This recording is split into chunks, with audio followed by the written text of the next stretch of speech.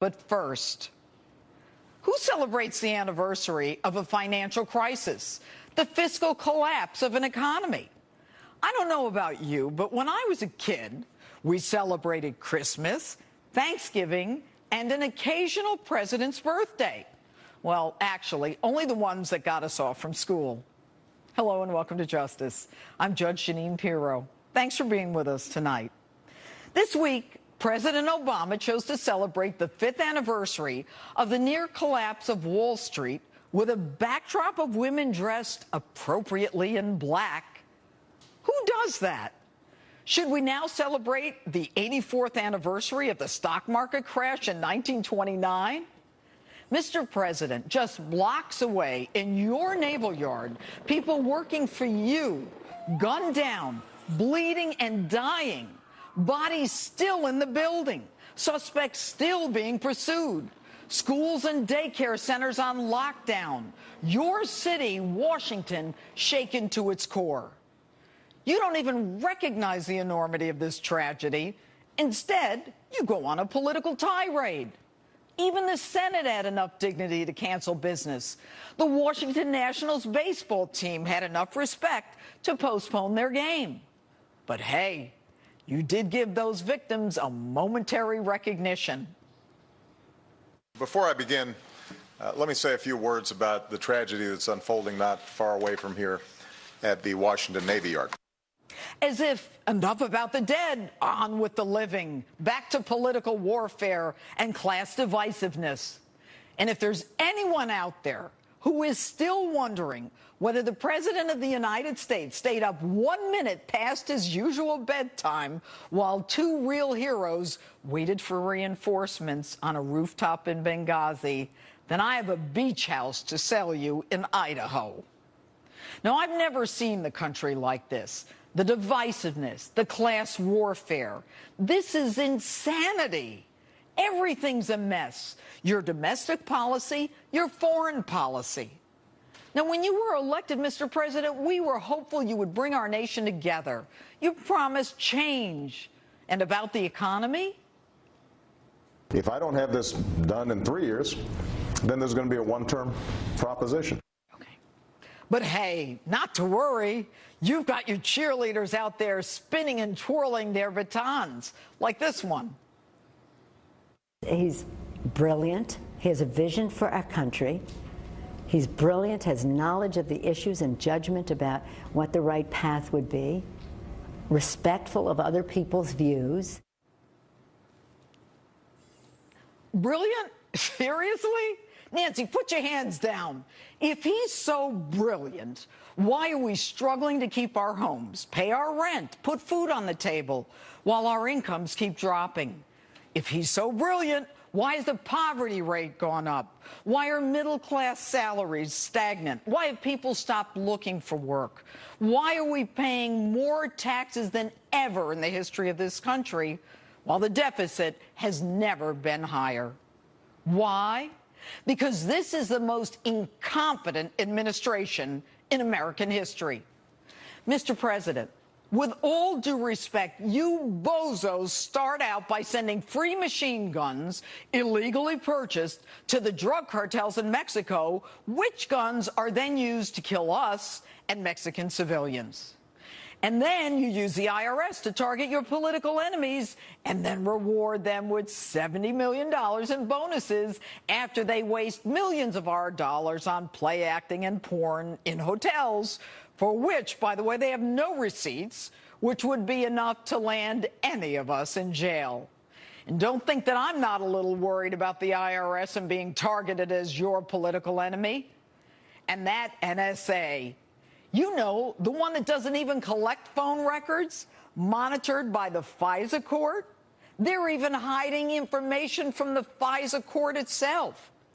And your independent accountability review board on Benghazi, I'm renaming it the Unaccountability Review Board. Since when does an investigator give a heads up to the other side, not transcribe the testimony, and then release a draft report to the accused so that maybe they can change it before it becomes public? And your security clearances, You hand them out like those free cell phones before the election. Edward Snowden, this guy gets fired by the CIA. He keeps his security clearance and then goes on to sell our secrets to the Chinese, and your savior, Russia, hides him. The Navy Yard shooter, he keeps his clearance. That whack job arrested twice for minor shooting incidents, as if any shooting incident is minor. The police even contact the Navy to tell them he's dangerous, and your Navy says they didn't know. You didn't know? Nancy said you were brilliant. How could you not know? You've been dithering for the past 5 years. Last week, it was Syria. We're in, we're out, we're in, we're out. Well, maybe, kinda, I don't know. Am I interested? I'm not really interested. Should I play like I'm interested, but I'm not that interested? But I think she might be interested, but do I want to be interested? But now she's not interested. So now all of a sudden I'm starting to get interested. And all the while you're just really wondering, are we going to get hopped up enough to make some bad decisions? Talk about bad decisions. Your signature legislative accomplishment, Obamacare. 60% of the American people don't want it. They can't afford it. Small businesses, they can't handle it. But you pride yourself on its passage. So to say it as plainly as I can, health care is the single most important thing we can do for America's long-term fiscal health. That is a fact. That's a fact. But even the unions who trumpeted it want out. If the Affordable Care Act is not fixed and it destroys the health and welfare funds that we have all fought for and stand for, then I believe it needs to be repealed. And you lied, outright lied, when you said this.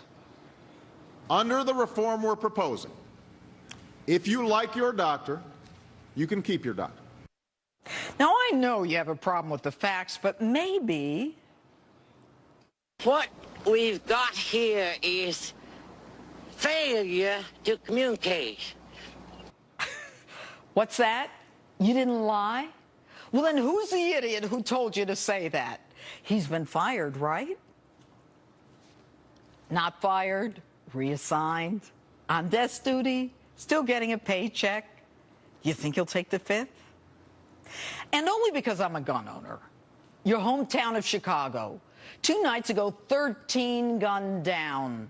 Last night, 10 gunned down.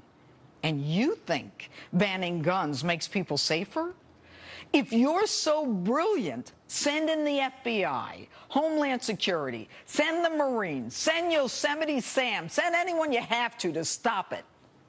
And as if things aren't bad enough, you're gearing up for a showdown because the House, assigned with the task of appropriation, says we will fund 99% of the budget, but we're not going to fund Obamacare because of the negative impact on the economy. And you're ready for war, saying your political opponents want to shut down the government. You've even started the phone banks. Wait a minute. The bill the House passed yesterday allows for payments and prevents a government shutdown. And the Full Faith and Credit Act allows the Treasury Department to pay our creditors and avoid default. You know, there's an old African proverb. When elephants fight, it's the grass that suffers. When elephants fight, the grass suffers. Brilliant.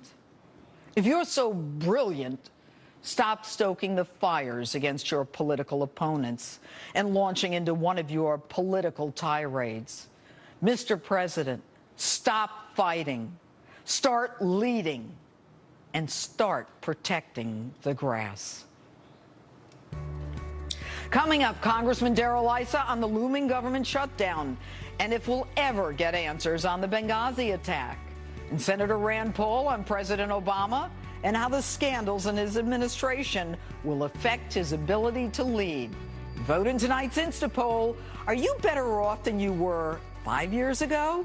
Facebook or tweet me at Judge Jeanine, and we'll read your answers later in the show.